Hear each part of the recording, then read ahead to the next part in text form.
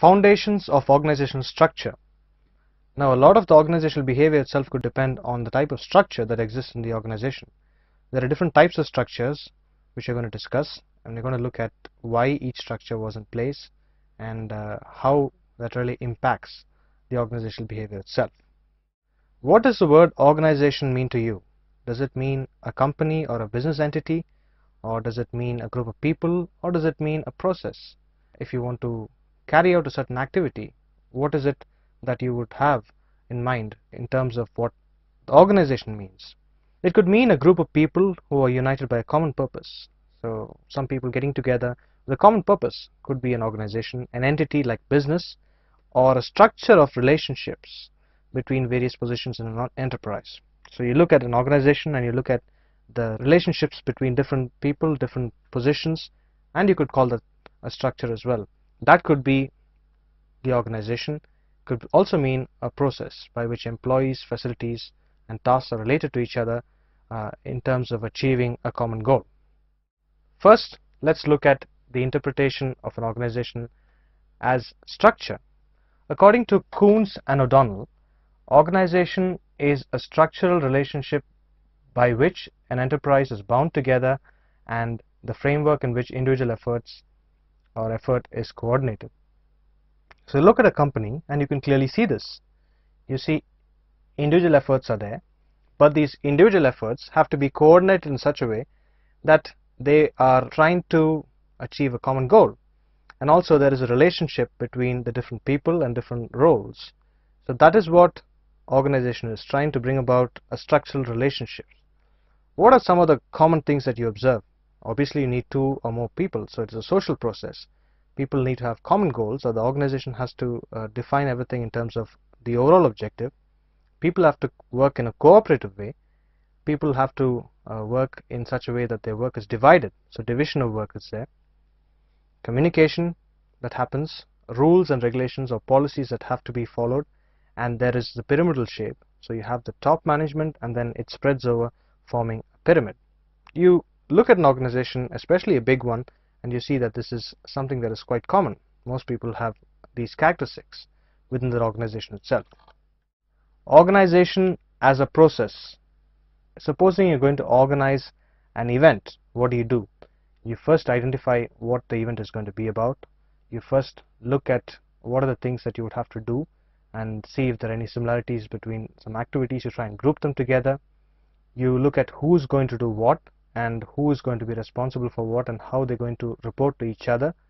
Then you give authority and you also give them allocation of resources, and then you provide coordination and control to see to that that particular event takes place. That is what you're looking at as a process, looking at it as trying to achieve something by means of a process. There, that is organization of activities or a process. Then you're looking at organization as a group. Organization is a system of consciously coordinated activities or forces of two or more persons. So it is definitely involving people. It is a social process, and trying to consciously coordinate the activities of people or forces is also viewing it as a group. Organization always refers to people. It is developed for the people. People interact, and interactions are specified by some sort of structure, and interactions are ordered to achieve joint objectives. So ultimately they're trying to achieve some common purpose, which is by means of a structure. So in everything that you see, organization is talking about structure.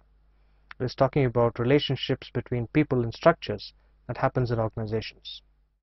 Organizational design and classical theory. So what does the word organizational design mean to you?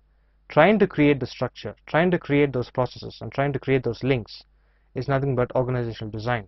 If you want to start an organization, what sort of structure would it have? What sort of relationships would people within the organization have? That is the process of organizational design.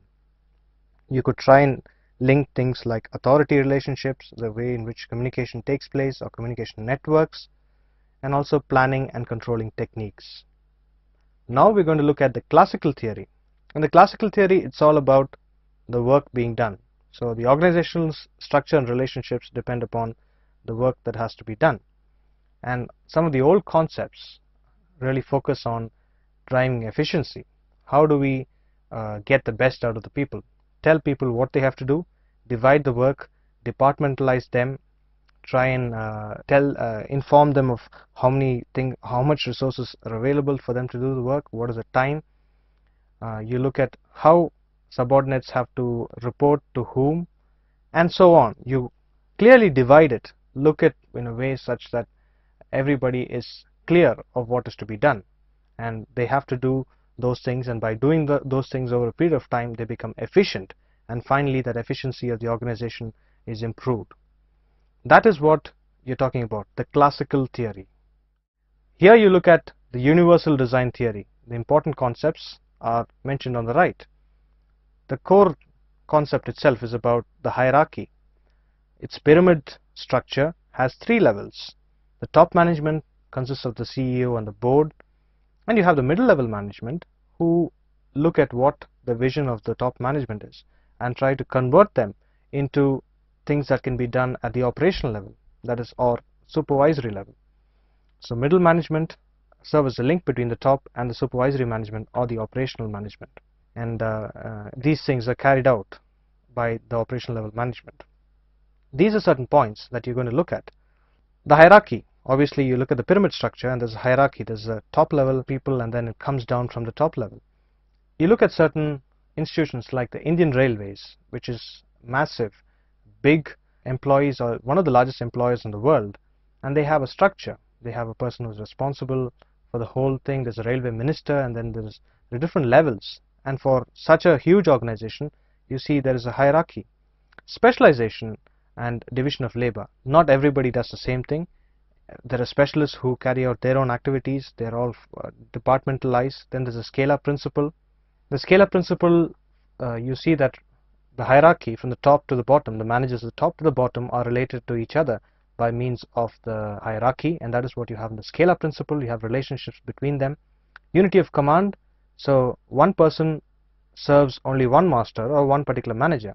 When there's a confusion about a person serving 2 people, that could be ineffective. So one person reports only to one person.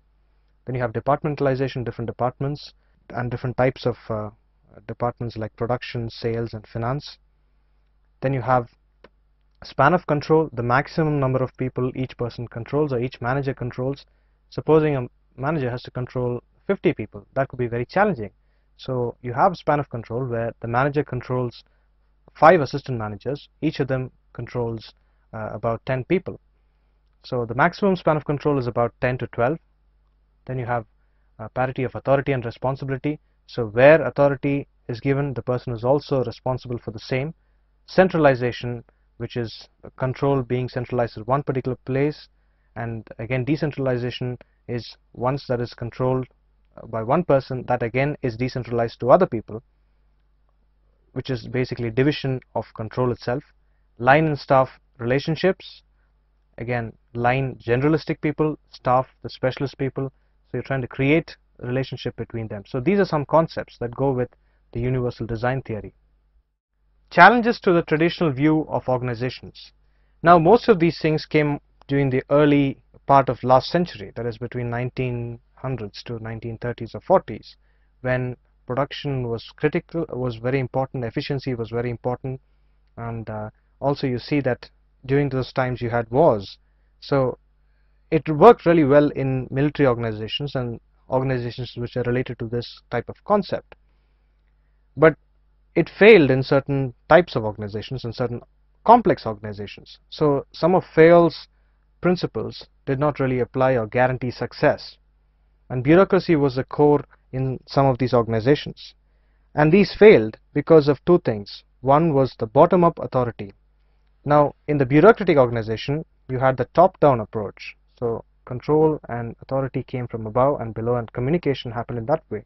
But today you see that a lot of critical issues are dealt with by the people below. So they had, or they needed the opportunity to convey that information and have what is called as a bottom-up approach and bottom-up authority. The reason for the bureaucracy, the old or the classical views was or traditional view, was the fact that you had the owners or the management wanting to control everything. But today you see that has changed. The other is the open systems theory, considering an organization which interacts with its environment. It is impacted by things that happen in the environment. Earlier it was only viewed as things that were internal. The ways in which you improve the organization were only related to your structure, your particular efficiency model, and changing your systems within. But now you're looking at the environment itself having an impact on those changes itself. So open systems theory and bottom-up authority have changed or challenged the traditional view of organizations.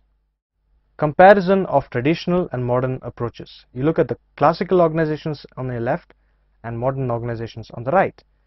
Classical organizations were highly structured, they were rigid, and they were closed systems. And you saw things like rigid policies and procedures, communication was one way, and you had an autocratic approach.